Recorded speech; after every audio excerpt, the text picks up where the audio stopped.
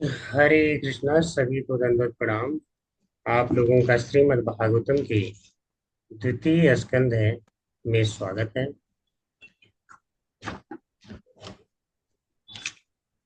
तो द्वितीय स्कंद में हमने देख लिया है श्लोका नंबर 5, और आज हम श्लोका नंबर 6 देखने वाले हैं। तो यहाँ से पढ़ेंगे और आगे बढ़ेंगे। तो पहले मंगलाचरण करेंगे सभी।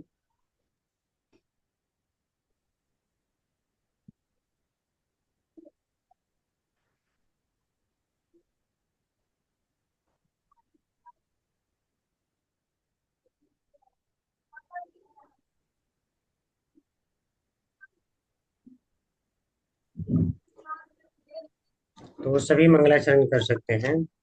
नारायणं नमस्कृत्य नारायणं नमस्कृत्य नमस्कृत्य नरं चैव नरोत्तमं नरं नरं चैव चैव नरोत्तमं नरोत्तमं देवीं नारायणं सरस्वतीं नमस्कृत्य व्यासं देवीं देवीं सरस्वतीं व्यासं व्यासं ततो जयमुदीरये। नरं चैव नरोत्तमं ततो ततो जयमुदीरयेत्। जयमुदीरये नष्टप्रायेषु व्यासं अभद्रेषु नष्टप्रायेषु नष्टप्रायेषु अभद्रेषु अभद्रेषु नित्यं भागवत सेवया नित्यं नित्यं भागवत भागवतसेवया सेवया भगवती उत्तमा श्लोके भगवते भगवति उत्तमा उत्तमा श्लोके श्लोके भक्तिरभवती नैष्ठिकी भक्तिर्भवति भक्तिर्भवति नैष्ठिकी।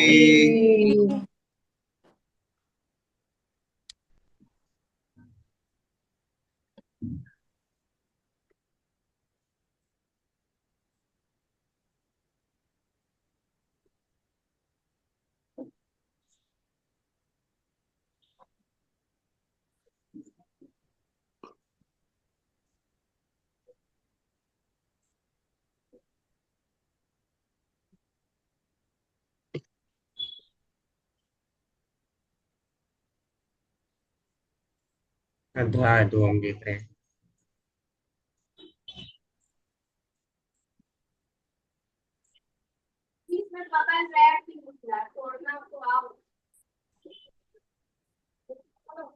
ठीक है, तो श्लोका एक बार सभी लोग रिसाइट कर सकते हैं। तो आज हम देख रहे हैं श्रीमद् भागवतम स्कंद 2 और अध्याय 2, श्लोका नंबर 6। एक बार सभी रिसाइट करेंगे। एवं स्वचित्ते स्वत्येव सिद्ध एवं एवं एवं स्वचित्ते स्वचित्ते स्वस्येव एव एव सिद्ध आत्मा प्रियोर्थो भगवान् अनन्तः आत्मा आत्मा प्रियोऽर्थो प्रियोऽर्थो भगवान् अनन्तः अनंत तं निर्वृतो नियतार्थो भजेत तं तं निर्वृतो निर्वृतो भजेत। नियतार्थो भजेत संसार हेतु परमश्च यत्र संसार संसारहेतु परमश्च यत्र यत्र एवं स्वचित्ते स्वत्येव सिद्ध एवं एवं स्वचित्ते स्वचित्ते स्वत सिद्ध एव सिद्ध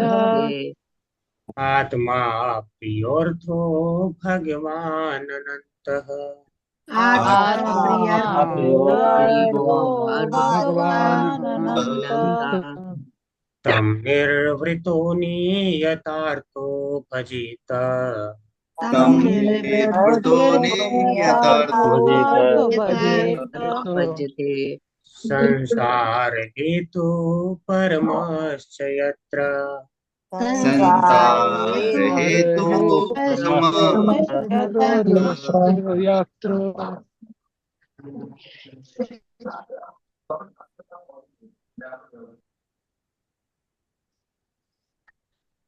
शब्दार्थ देखेंगे। एवं इस प्रकार स्वचित्ते अपने हृदय में स्वतः उनकी सर्वशक्तिमत्ता से एवं निश्चय ही सिद्ध पूरी तरह प्रस्तुत आत्मा परमात्मा, यहाँ आत्मा जो है परमात्मा के लिए आया है, अर्थात भगवान श्री कृष्ण के लिए प्रयोग किया गया है।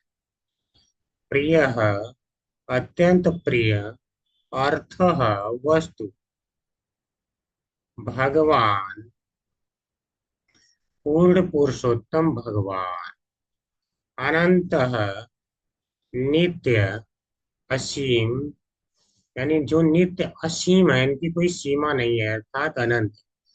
तम, उनको, निर्वृत, संसार से विरक्त होकर, नियत, यानी अस्थाई, अर्थ, परम लाभ, भजित, पूजा करे, संसार हेतु, संसार की बद्ध अवस्था का कारण, उपरमः, समाप्ति, च निश्चय यत्र, जिसमें मनुष्य को इस प्रकार स्थिर होकर उनकी, यानी भगवान की, तो उनके यहाँ भगवान के लिए कहा गया है।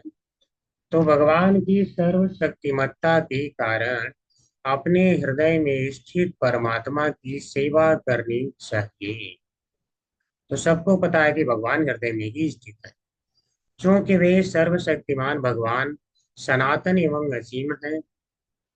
अतएव वे जीवन के चरम लक्ष्य हैं और उनकी पूजा करके मनुष्य बद्ध जीवन के कारण को दूर कर सकता है।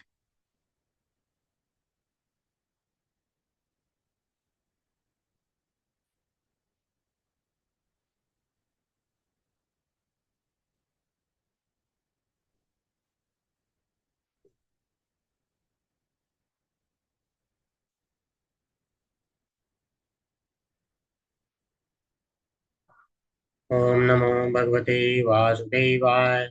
ओम नमो भगवते वासुदेवाय। ओम नमो भगवते वासुदेवाय। ओम अज्ञानतिमिरान्धस्य ज्ञानञ्जनशलाकया चक्षुरुन्मीलितं येन तस्मै श्रीगुरुवे नमः। श्रीचैतन्यमनोभीष्टं स्थापितं येन भूतले स्वयं रूप कदा मह्यं ददाति स्वपदान्तिकम्। वन्देऽहं श्रीगुरो श्रीयुत्पत्कमलं श्रीगुरून् वैष्णवांश्च श्रीरूपं सागरजातं सागरे रघुनाथान्वितं तं सजीवं साद्वैतं सावधूतं पर्यंसहितं कृष्णचैतन्यदेवं श्रीराधाकृष्णपादान् च विललिता श्रीविशाखान्वितांश्च नमो विष्णुपादाय कृष्णप्रेष्ठाय भूतले श्रीमते भक्तिवेदान्त स्वामिनिति नामिने। नमस्ते सारस्वती देवी गौरवाणी प्रचारिणे निर्विशेष शून्यवादी पाश्चात्य देशतारिणे वाञ्छाकल्पतरुभ्यश्च कृपा सिन्धुभ्येव च पतितानां पावनेभ्यो वैष्णवेभ्यो नमो नमः। हे कृष्ण करुणा सिन्धु दीनबन्धो जगत्पते गोपेश गोपिका कान्त राधा कान्त नमोऽस्तुते। तप्त कांचन गौरांगी राधे वृंदावनेश्वरी वृषभानुसुते देवी प्रणमामि हरे प्रिये। जय श्री कृष्ण चैतन्य प्रभु नित्यानंद श्री अद्वैत गदाधर श्रीवासादि गौर भक्त वृंद।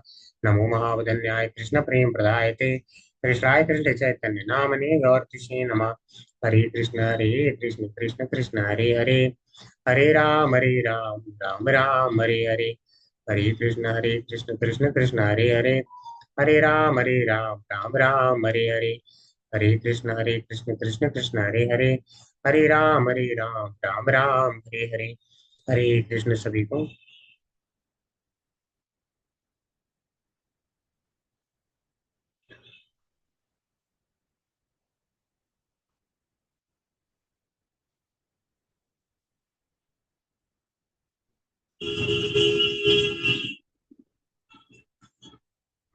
तो एक बार फिर से रिसाइट करेंगे।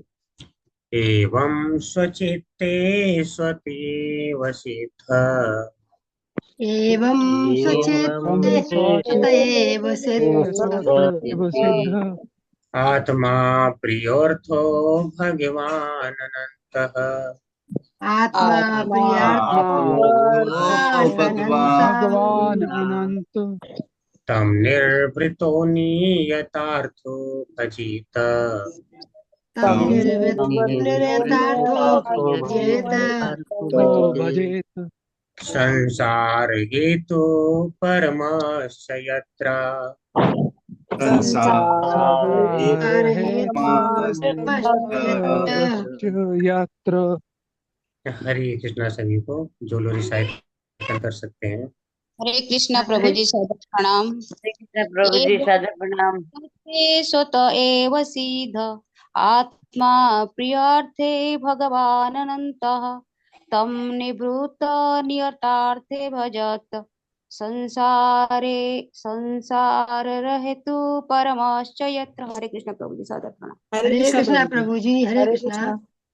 एवं सचित्ते स्वत एव सिद्ध आत्मा प्रियार्थो भगवान अनंत तम निवृतोऽन्यथार्थो भजेत संसार हेतु परमस्य यत्र।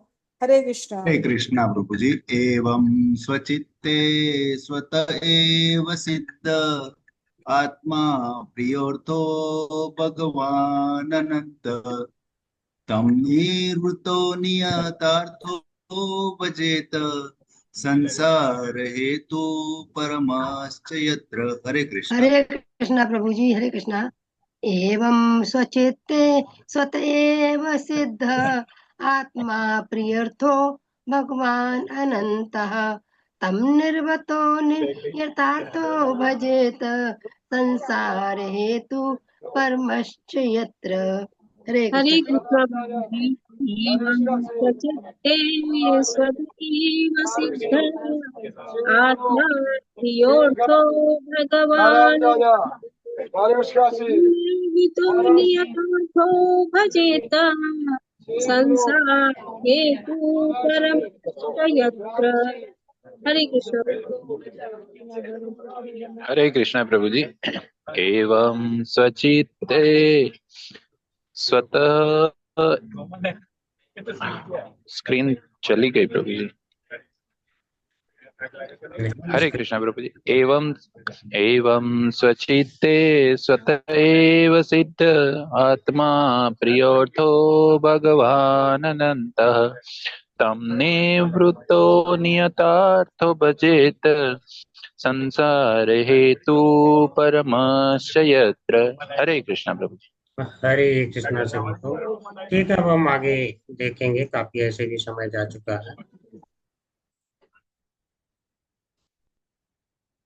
तो इसको अर्थ देखेंगे। तो एक बार इसको समझते हैं। तो कह रहे हैं एवं, यानी इस प्रकार से, स्वचित्ते अर्थात अपने हृदय में, सभी को कह रहे हैं, जैसे जो भक्त हैं उनके लिए कहा जा रहा है कि स्वचित्ते अर्थात अपने हृदय में, जो स्वत एव सिद्ध, स्वत का अर्थ होता है स्वतः, यानी भगवान अपनी सर्वशक्तिमत्ता के कारण सबके हृदय में पहले से ही उपस्थित है, यानी भगवान को प्राप्त करने के लिए कहीं जाने की आवश्यकता नहीं है। स्वदेव सिद्ध, सिद्ध का अर्थ क्या होता है? देखो, हमने इस कार्य को सिद्ध कर लिया, अर्थात हमने पूर्ण कर लिया है। अब उसका जो फल है हमारे सामने उपस्थित हो गया है, लेकिन भगवान को अलग से उपस्थित नहीं कराना है। वह स्वतः सिद्ध है, अर्थात वह क्या है? स्वतः ही उपस्थित है, उनको अलग से उपस्थित कराने की आवश्यकता नहीं है। तो सर्वशक्तिमत्ता के कारण इतने वो शक्तिमान है कि सबके हृदय में है और वो पहले से ही उपस्थित है, अलग से कहीं लाने की जरूरी नहीं है। आत्मा, आत्मा शब्द जो प्रयोग किया गया है यह परमात्मा के लिए किया गया है, अर्थात भगवान के लिए। आत्मा प्रिय अर्थ, पहला तो जो उन्हें कहा गया है आत्मा, यानी वो भगवान है। अब उन भगवान के कुछ यहाँ पे विशेषण बताए जा रहे हैं। विशेषण आप लोग जानते होंगे, यानी गुण के बारे में। ठीक है, तो कह रहे हैं प्रिय, वह भगवान क्या है? अत्यंत प्रिय है। भगवान सबके अत्यंत प्रिय हैं। और अर्थ, यानी जो अर्थ, अर्थ यानी एक, जैसे हम अर्थ के पीछे भागते रहते हैं धन के पीछे, तो जो सबसे बड़ा धन है, यानी जो सबसे ज्यादा प्रिय धन है या वस्तु है, वह वास्तव में परम भगवान ही है। तो भगवान ही प्रिय अर्थ है। इस संसार में हम जितना कुछ पाते रहते हैं वह कुछ समय के बाद हमें अच्छा नहीं लगता है। और दूसरी बात, इस संसार की वस्तुओं की एक विशेषता है। विशेषता यह है कि जैसे वस्तु को हम प्राप्त करते हैं यानी सिद्ध करते हैं, यानी सिद्ध यानी वह वस्तु हमारे लिए पूरी तरह प्रस्तुत होती है, वैसे ही वह हमारे पास एक अभाव उत्पन्न कर देती है, क्रिएट कर देती है। अर्थात तुरंत हमें लगता है कि नहीं, ये तो मुझे चाहिए नहीं था, इससे अलग चाहिए था, इससे कोई ऊपर हो। तो उससे हमें पता चलता है कि संसार की कोई वस्तु हमें पूर्णतः संतुष्ट नहीं कर सकती है। लेकिन भगवान प्रिय है अर्थ, अत्यंत प्रिय अर्थ यानी वस्तु है, वही भगवान ही है जो कि सभी को संतुष्ट कर सकते हैं। इसीलिए प्रिय अर्थ कहा गया है, प्रिय कहा गया, अर्थ कहा गया, और फिर कहा गया भगवान। क्या आप लोग देख रहे होंगे, फिर कहा गया भगवान और फिर कहा गया अनंत, अर्थात अनंत। तो जो भगवान है, भगवान कहने का अर्थ है कि भग धातु से संपन्न है, यानी 6 प्रकार के ऐश्वर्यों से समस्त प्रकार से पूर्णतः संपन्न है। तो उनके पास भग धातु है। अर्थात अगर सही कहा जाए तो समस्त धन, 6 ऐश्वर्यों में से एक क्या आता है, समस्त धन भगवान का है। तो जो समस्त धन भगवान का है, आपने भगवान को ही प्राप्त कर लिया, आपके हृदय में पहले से ही है, तो आपने तो समस्त ही प्राप्त कर लिया ना, और वो भी स्वतः सिद्ध। तो हमें बाहर कहीं जाने की आवश्यकता नहीं रहती कि हम भौतिक संसार में यहाँ वहां घूमते रहें। इसी बात को बताने के लिए यह श्लोक कहा गया है। और वो भी भगवान कैसे हैं, अनंत है, यानी अनंत है, असीम है, उनकी सीमा नहीं है। तो इसीलिए भगवान की जो ये विशेषता हमारी प्रिय है, परम अर्थ है यानी अर्थ है, भगवान है अनंत, जो 4 विशेषताएं हैं जो कि हमें चाहिए ही किसी वस्तु में। अब देखिए, ये तो कोई नहीं कहेगा कि हाँ मुझे वस्तु प्रिय नहीं लगनी चाहिए, तो भगवान यहाँ प्रिय भी लग रहे हैं। अर्थ है यानी जो वस्तु चाहिए उसको पाने के बाद व्यक्ति को क्या है, संतुष्टि भी चाहिए। तो भगवान को पाने के बाद ही संतुष्टि हो पाती है। फिर भगवान, अब संतुष्टि भला क्यों ना हो, भग धातु से संपन्न है, सारे ऐश्वर्य उन्हीं के हैं। उनको आपने पा लिया तो लोग शक्ति पाना चाहते हैं, धन पाना चाहते हैं, यश पाना चाहते हैं, यही सब तो ऐश्वर्य हैं। तो वह तो आपको स्वतः ही मिल गया। इसलिए करें स्वतः ही वो सिद्ध, ये सारी सिद्धियां आपको प्राप्त हो जाती हैं, और वो भी अनंत, यानी कोई सीमा नहीं है।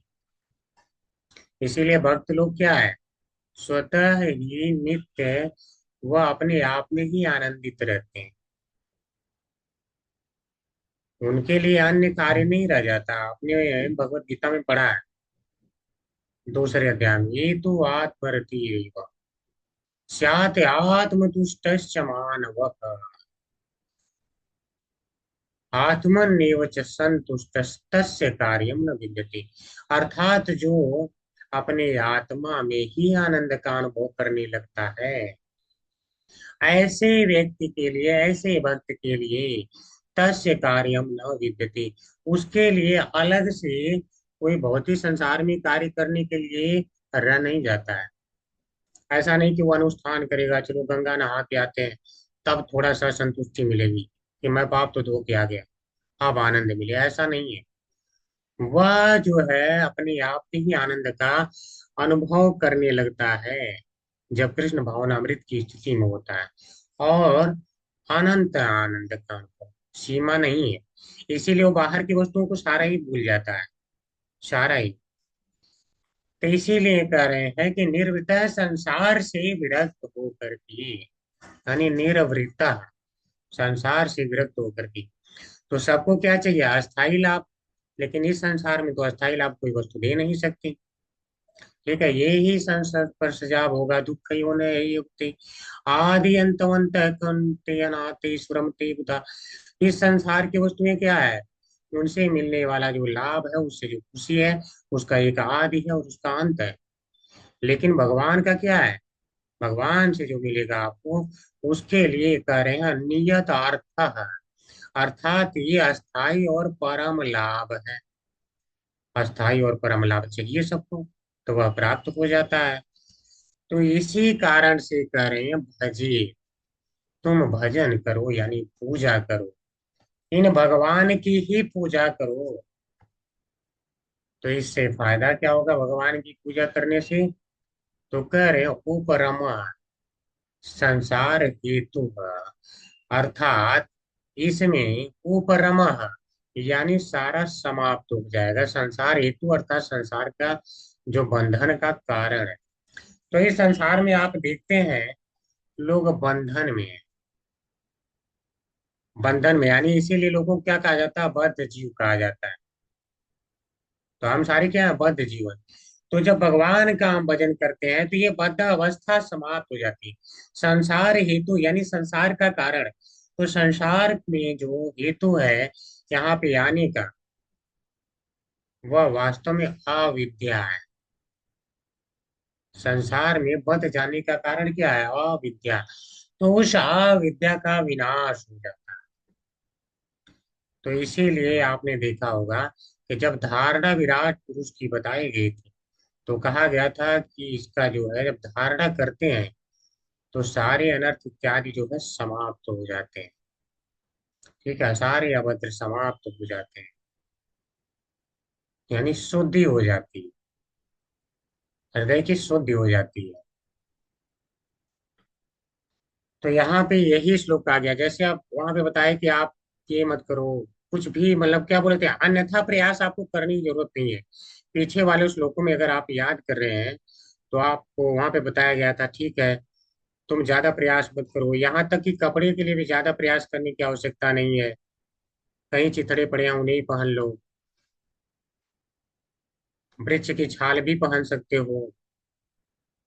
खाने के लिए भी जो स्वतः मिल जाए वही है। नदियां पीने का जल जो है स्वच्छ दे ही सकती हैं, रहने के लिए गुफाएं मिल ही सकती हैं। तो उन्होंने कहा तुम्हें क्या करने की जरूरत है? ये नहीं करना, ये नहीं करना, ये नहीं, इस प्रकार से। तो प्रश्न आता है करूँ क्या? तो उस श्लोक का उत्तर है, वो ये प्रश्न का उत्तर यह श्लोक देता है कि भजित यानी उन भगवान का भजन करो जिनकी क्या है? चार विशेषताएं। तो उन चार विशेषताओं को वहां पर उन्होंने बताया। तो बात ये आती है कि भगवान का भजन करना है तो बड़ी तो कठिनाई हो रही होगी, कहाँ से लाओ भगवान का भजन करने के लिए? तो कह रहे नहीं, स्वतः सिद्ध है, वह तो स्वतः ही सिद्ध है, अर्थात हमारे अंतःकरण में वो तो पहले से ही है। तो और वो भी आत्मा यानी परमात्मा के रूप में। तो परमात्मा सबका क्या ध्यान रखते हैं? अब ध्यान रखते हैं इस कारण से हमारे प्रिय है, इसी कारण से हमारे प्रिय है। तो इसीलिए प्रिय शब्द का यहाँ पे प्रिय अर्थ कहा गया है, प्रिय अर्थ। और देखिए संसार की हर वस्तु पाते हैं तो वो नष्ट हो जाती है, यानी वे वास्तव में क्या है? कुछ समय पहले नहीं थी और कुछ समय बाद नहीं रहेगी, अर्थात वह क्या है? सत्य नहीं है। लेकिन भगवान क्या है? सत्य है, वो हमेशा ही रहने वाले हैं। तो यानी परम अर्थ भगवान है,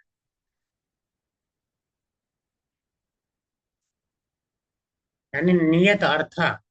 नियत अर्थ यानी परम लाभ भगवान को अगर हम जो है पा जाते हैं तो वह परम लाभ है।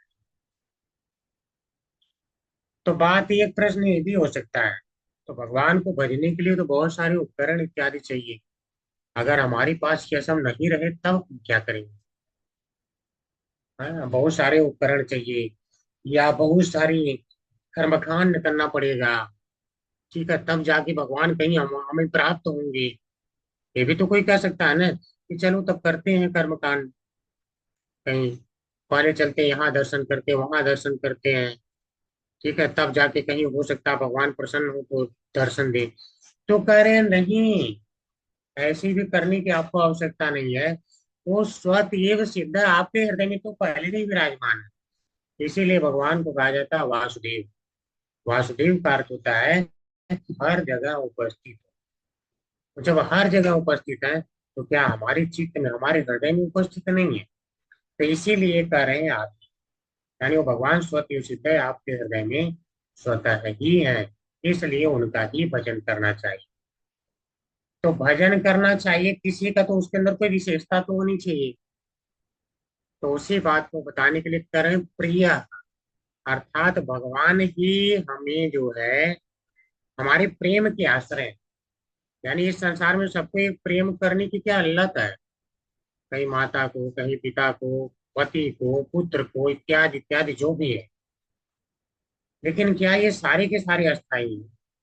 हमने पिछले फर्स्ट अध्याय में देखा था कि जो है एक इनके लोग सेना ही खड़ी कर लेते कि मेरी ये रक्षा करेगा, लेकिन क्या वो रक्षा कर पाते हैं? फिर से संसार में लोग गिर जाते हैं ना, जानवर इत्यादि बन के पैदा हो जाते हैं। तो ये सारी कोई रक्षा नहीं कर सकता, ये केवल एक प्रकार के अनर्थ हैं। लेकिन भगवान वास्तव में प्रिय है, वो सबकी व्यवस्था करते हैं। अब जैसे, इसलिए भगवान हमारे वास्तव में प्रिय हैं। जब बताते हैं लोग कि जो श्रीधर स्वामी है, श्रीधर स्वामी ने जब सोचा कि अब मैं संन्यास ले लूं, उसी समय उनकी पत्नी से जो है पुत्र की प्राप्ति हुई, और पत्नी की जो है मृत्यु हो जाती है। अब ये कहे अब मैं कैसे संन्यास लूं, अब कैसे संन्यास लूं, क्या कर सकता हूँ? इतनी चिंता में थे, तभी देखे कि एक छिपकली ने बच्चा दिया, और उस बच्चे के लिए वहां पे एक कीड़ा छोटा सा आया, उस बच्चे ने निगल लिया। तो उन्होंने कहा अगर एक छिपकली के बच्चे को भगवान जो है भोजन दे सकते हैं, तो क्या मेरे बच्चे को नहीं देंगे? तुरंत छोड़ करके संन्यास ले लिया। समझ रहे हैं? तो भगवान वास्तव में प्रिय हैं, वो हमारी रक्षा करते हैं, हमें देखते हैं, हमारा ध्यान रखते हैं। तो उनमें किसी प्रकार का अनर्थ का भाव नहीं है। शकुंतला को जब देखो त्याग दिया विश्वामित्र जी ने, और मेनका ने, दोनों ही माता पिता ने त्याग दिया, क्या उस शकुंतला की रक्षा भगवान ने नहीं किया? राजा से उसकी शादी करवाया। तो भगवान ही वास्तव में प्रिय है, और अन्य लोग क्या है, माया के समान, कब भाग जाएंगे, माया के कब छू मंतर हो जाएगा गायब, कोई भरोसा नहीं। दूसरा विशेषता अर्थ है, जब हम भजन करें तो अर्थ यानी परम वस्तु है भगवान ही। तो आप कोई कह सकता है चलो ठीक है परम वस्तु तो है, हम मान लिए, तो केवल हृदय में है ना, केवल वह हृदय में है, तो मैं उन्हें बाहर तो नहीं देख पाऊंगा, तो मुझे संतुष्टि कैसे आए? ये भी तो प्रश्न हो सकता है। तो कह रहे हैं नहीं, ऐसा नहीं है, भगवान वो भगवान है, अर्थात वो कहीं भी दिखाई दे सकते हैं। भगवान का अर्थ क्या हुआ, वो कहीं भी दिखाई दे सकते हैं। ठीक है, यो भगवान क्या है, भगवान अनंत है। यो अनंत शक्ति, भगवान अनंत है, यानी अनंत शक्ति से संपन्न है, तो कहीं भी दिख जाएंगे। तो कोई कह सकता है चलो ठीक है हम सामने देख पाएंगे, क्या उन्हें हम हर जगह देख सकते हैं? हो सकता है भारत में ही हो, अमेरिका में ना हो, तब? तो कह रहे हैं नहीं, ऐसा नहीं है। अनंत, वो भगवान अनंत है, अर्थात सर्वव्यापक, उन्हें आप हर जगह देख सकते हैं, उनकी कोई सीमा नहीं है, तो वो तो कण कण में अनंत है। तो इसलिए तुम सारी चीजों से विरक्त होकर के उनके भजन में लग जाओ, वही तुम्हारी नियत अर्थ है। तो अब बात ये हो सकती है चलो उनका भजन कर लूंगा, तो क्या फायदा होगा? मैं कर ही लूं अगर, तो फायदा क्या होगा? तो कह रहे हैं कि संसार हेतु, यानी जो संसार का कारण है, यानी जो आपकी बद्धावस्था है, उस बद्धावस्था से आपको मुक्ति मिल जाएगी, वो परमा, यानी उसकी समाप्ति हो जाएगी। समझ रहे हैं? तो इस प्रकार से इस श्लोक का ही अर्थ है। हम तात्पर्य पढ़ेंगे, तो तात्पर्य लंबा है, तो माता जी कम से कम 3 लोग को पढ़ने का मौका दे सकते हैं। हरे कृष्ण माता जी।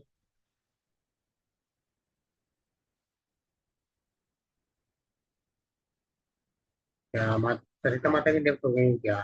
ठीक है, माता की डेथ हो गई है। तो हरे कृष्णा गिरजा माता जी पढ़िए। हरे कृष्णा प्रभु जी, हरे कृष्णा माता जी। श्रील शिल प्रभुपाद की जय। तात्पर्य प्रभुपाद द्वारा।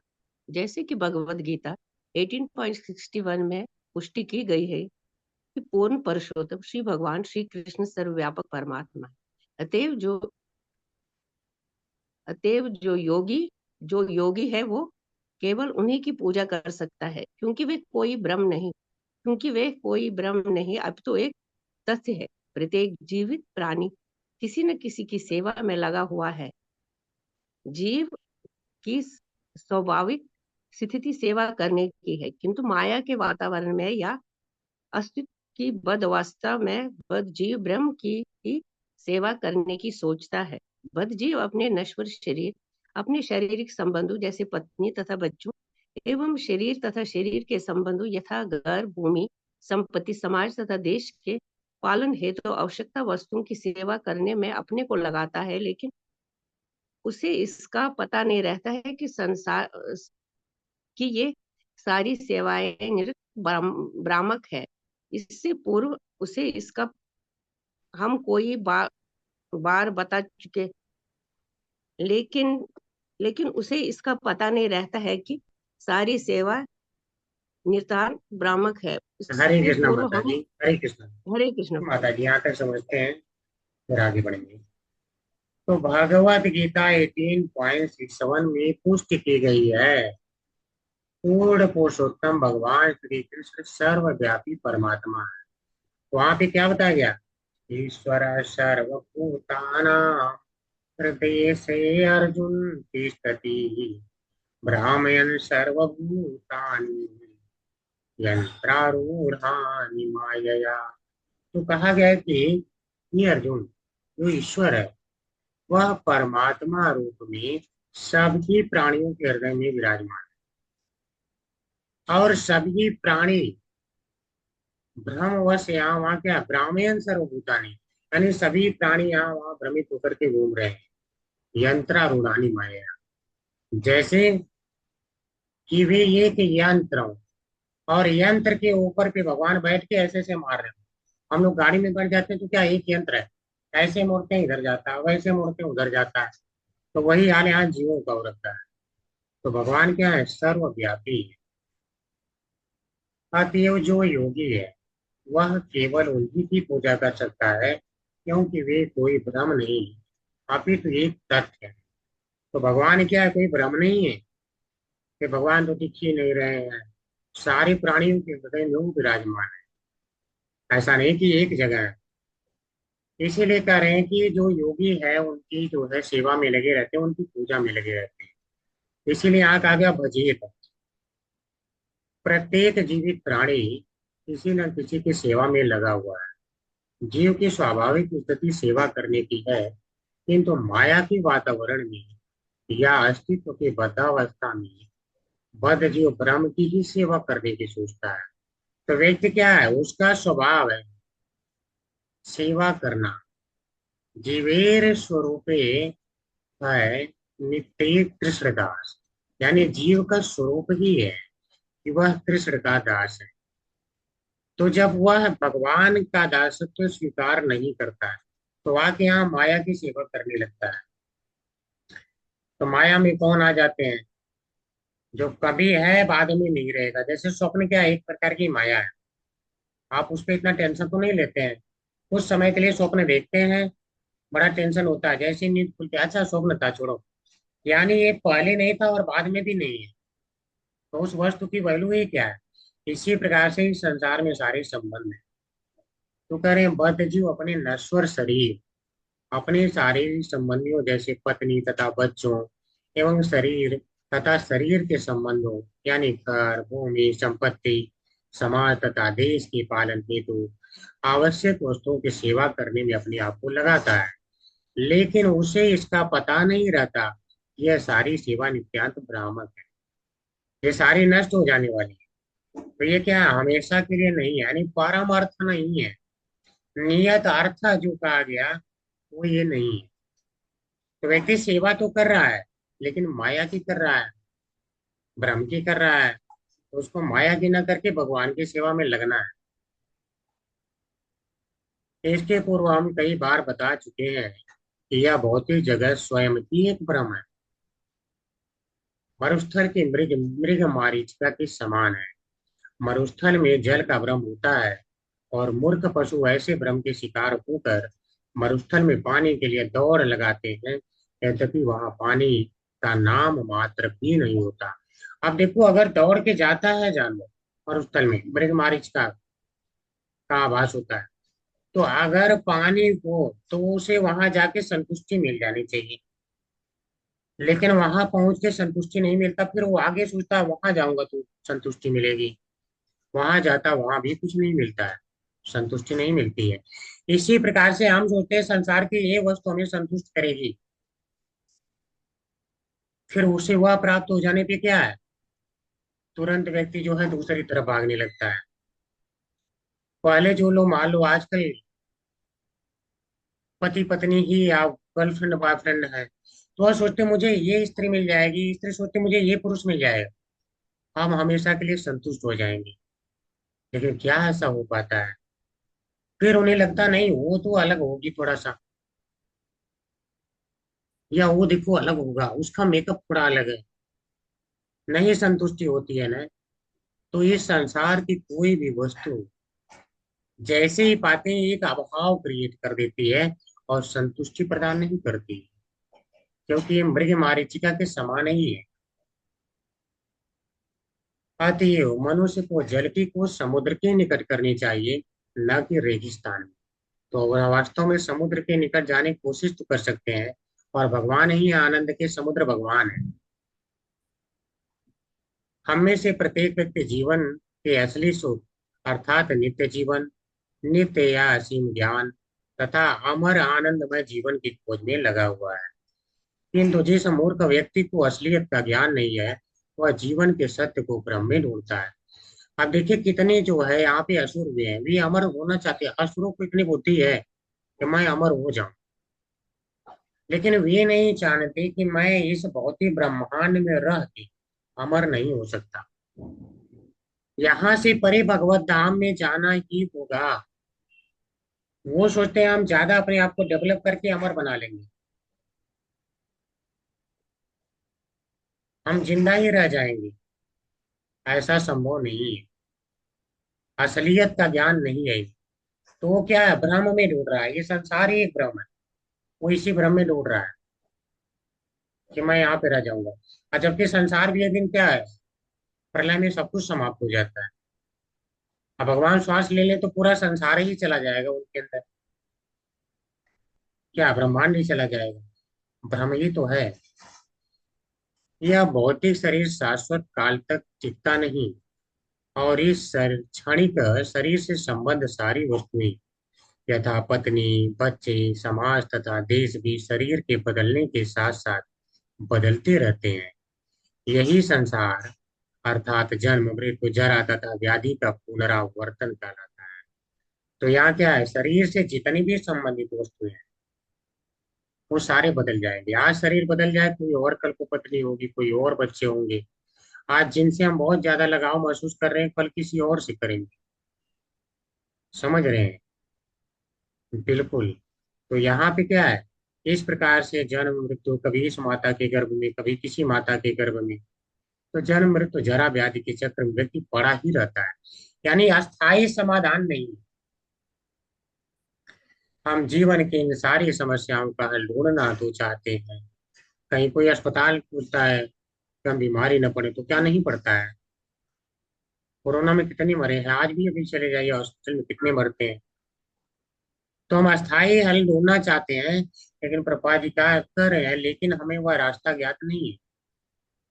यहाँ पर सुझाव दिया गया है कि जो भी जीवन के इन क्लेशों यथा जन्म, मृत्यु, जरा तथा व्याधि के पुनरावर्तन से छुटकारा पाना चाहता है, उसे परम भगवान की ही पूजा करना चाहिए, अन्य किसी के नहीं, जैसा कि भगवत गीता 18.65 में भी सुझाव दिया गया है। तो अगर जो सही में चाहता है तो उसे क्या है, भगवान की ही सेवा करना है। वहां पे क्या कहते हैं भगवान, क्लियर कहते हैं, मन मना बहुमत भक्तो मदयाजी माम नमस्तु मामेव ऐसे सत्यम ते प्रतिजाने प्रियोऽस्मि। मेरे ही भक्त बनो, मेरे ही मन वाला हो, तो मेरी ही पूजा करना। भगवान बोलते हैं, क्योंकि भगवान कहते हैं माम उपेत तो पुनर्जन्म, माम उपेत तो कौन थे पुनर्जन्म ना विद्यते। केवल मुझे ही प्राप्त कर लेने के बाद पुनर्जन्म नहीं होता है। अन्यथा इस संसार में क्या है, आ ब्रह्म भुवन लोका पुनरावर्तिनो अर्जुन। चाहे तुम ब्रह्म लोक तक ही क्यों न चले जाओ, जन्म तो होगा ही होगा, फिर मृत्यु भी होगी, जरा होगा, व्याधि होगा, तो अस्थाई समाधान। यदि हम सचमुच अपने बद्ध जीवन का अंत चाहते हैं, तो हमें भगवान श्री कृष्ण की पूजा अपनानी चाहिए, जो अपने अंश रूप समस्त जीवों पर सहज स्नेह के कारण प्रत्येक जीव के हृदय में विराजमान है। तो 18.61 हमने देख लिया, ईश्वर सर्वभूतानां हृदयस्य अर्जुन तिष्ठति। स्वाभाविक है कि माता की गोद का बालक अपनी माता से आसक्त रहे, और माता भी बालक से आसक्त होती है। किंतु जब बालक बड़ा हो जाता है और परिस्थितियों से गिर जाता है, तो वह क्रमशः माता से विलग हो जाता है। यद्यपि माता चाहती रहती है कि बालक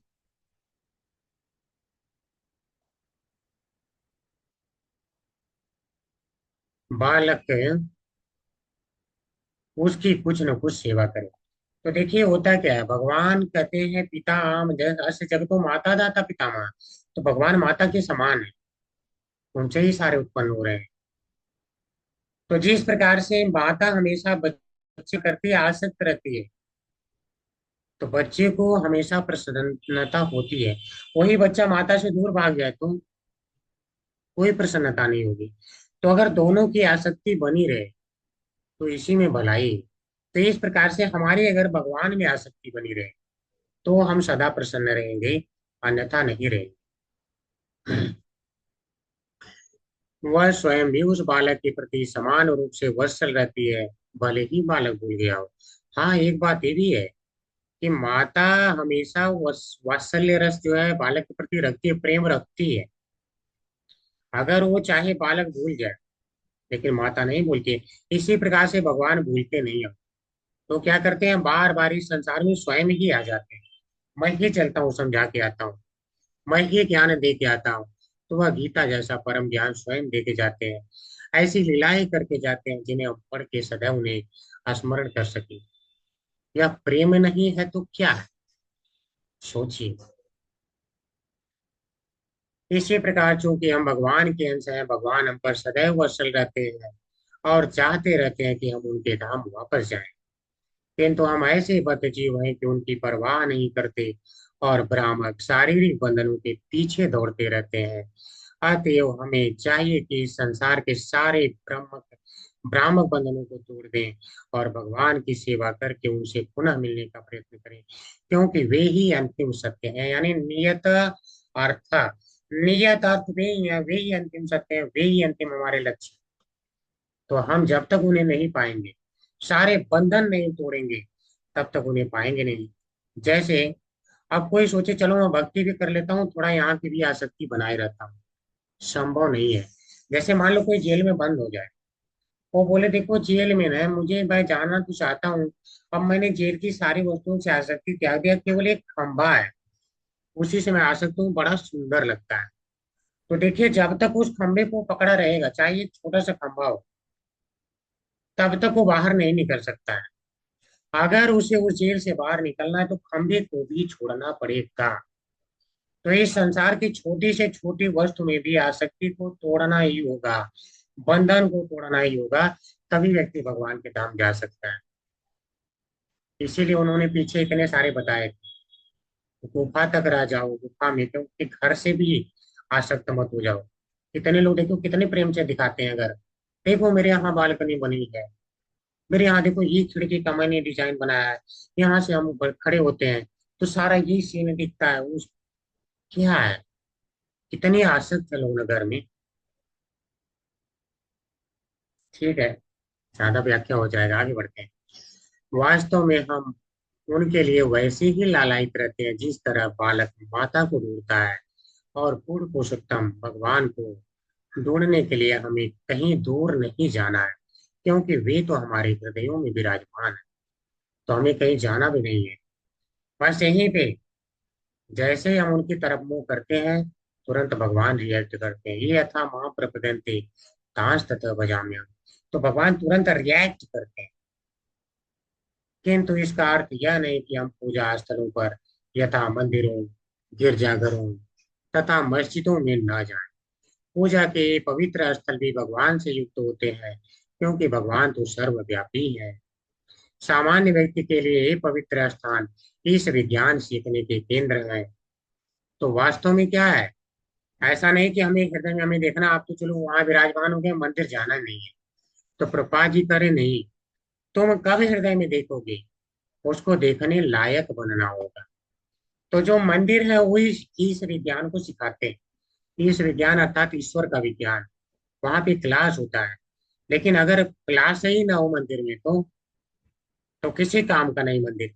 इसीलिए हम कहते हैं हमारे इस्कॉन से जुड़िए, क्योंकि इस्कॉन ही ऐसी संस्था है जहां पर के जुड़ करके लोग ज्ञान प्राप्त करते हैं और ईश्वर को अपने अंदर भी देखने की क्षमता पैदा करते हैं। तो अगर क्लास ना हो तो कोई फायदा नहीं है। जब मंदिर कर्म शून्य हो जाते हैं, तो लोगों की रुचि ऐसे स्थानों में नहीं रह जाती, जिससे सामान्य जनता धीरे धीरे ईश्वर विहीन हो जाती है और ईश्वर विहीन सभ्यता का उदय होता है। ऐसी नारकीय सभ्यता से जीवन की समस्याओं में कृत्रिम तौर पर बढ़ोतरी होती है और लोगों का जीवन दुर्भर हो जाता है। ऐसी ईश्वर विहीन सभ्यता के मूर्खनीता भौतिकतावाद के पेटेंट पेटेंट ट्रेडमार्क के अंतर्गत ईश्वर विहीन जगत में शांति तथा समृद्धि लाने की विविध योजनाएं बनाते हैं। यानी पेटेंट क्या होता है, बोलते हैं पेटेंट या जो भी बोलते हैं, तो उस पे यानी ठप्पा लगा देते हैं। मूर्ख नेता क्या बोलते हैं, देखो तुम्हें ईश्वर विहीन सभ्यता लाने के लिए, जैसे क्या है कहीं कहीं बोल दिया जाता है यहाँ पे भगवान की मूर्ति नहीं लगाना है। अभी देखो क्या बोल दिया है, संविधान में लिख दिया कि आप जहाँ पे पढ़ा रहे हैं स्कूल में, ठप्पा मार दिया कि वहां पे आप भगवान के बारे में नहीं सिखा सकते हैं, आप वहां भगवत गीता नहीं पढ़ा सकते हैं। तो ये क्या है, पैंती ट्रेड मार का ठप्पा मार के कहा जा रहा है कि उनके बारे में मत पढ़ाओ, जबकि इसी से शांति और समृद्धि आती है। और वही बच्चा जब थप्पा मार के वहां से पढ़ के आता है, तो बाहर आके ग्रुप पार करता है। अब नाम नहीं ले सकता मैं, इतना सरकारी हॉस्पिटल और बड़े हॉस्पिटल की बात कर रहा हूँ, ठीक है। चलो इतना बता देता हूँ, कहाँ, वाराणसी। वहां के डॉक्टरों को जो भी पढ़ पढ़ के आए अभी चुन्नू मुन्नू है, उनको लूट मार मचाते हुए हमने देखा है। हम ही से कहा कि जाओ वहां से जांच करा के लाओ, तो जहां से बोला 250 की जांच वहां पे जो होती है, लाल पैथलैब में 250 की थी, जहां से उसने बोला था वहां वही जांच 1200 की कर रहा था। और जब फिर से लाल पैथलैब से हम करा के पहुंचे, तो उस डॉक्टर ने उसे देखा ही नहीं। बोला वहां क्यों नहीं गए, आप बताइए। अगर ईश्वर विहीन सभ्यता होगी, ठप्पा मार के बोला जाएगा यहाँ मत सिखाओ या ज्ञान, तो ऐसे ही था कि बेईमान पैदा होंगे। अब पूरा उनका बैच ऐसा था, पूरा एक साथ ऐसे ग्रुप बना के चलते थे, वहां से जांच कराओ, वहां से इतनी जांच इतनी जांच, और जहां से बोल रहा हूँ वहीं से आपको कराना पड़ेगा। लाल पैथलैब से आप नहीं करवा सकते हो। मैं लाल पैथलैब को प्रमोट नहीं कर रहा हूँ, लेकिन उसका रेट मुझे जेन्युइन लगा था।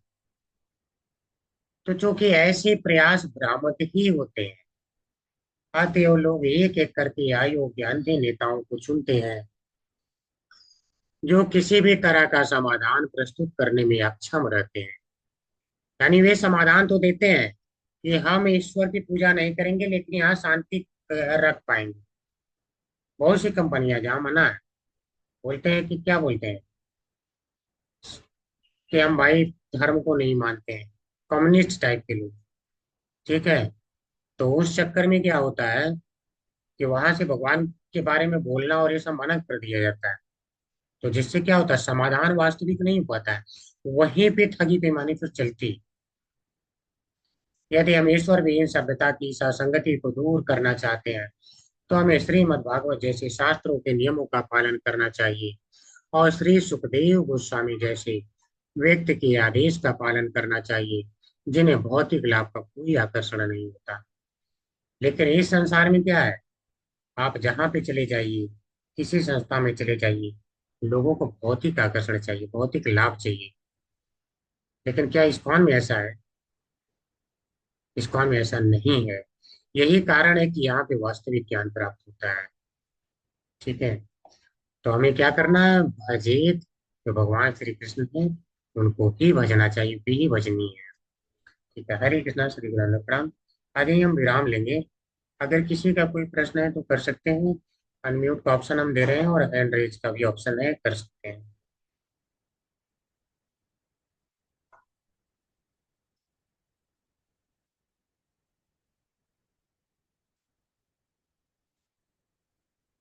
किसी का कोई प्रश्न नहीं है?